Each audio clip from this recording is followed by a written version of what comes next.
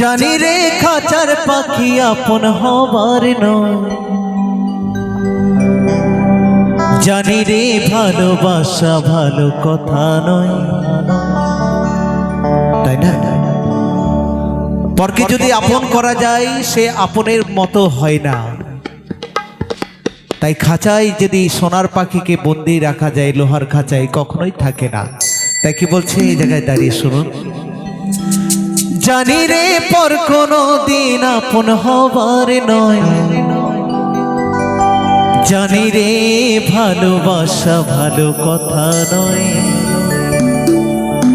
যারে যাবে যদি যা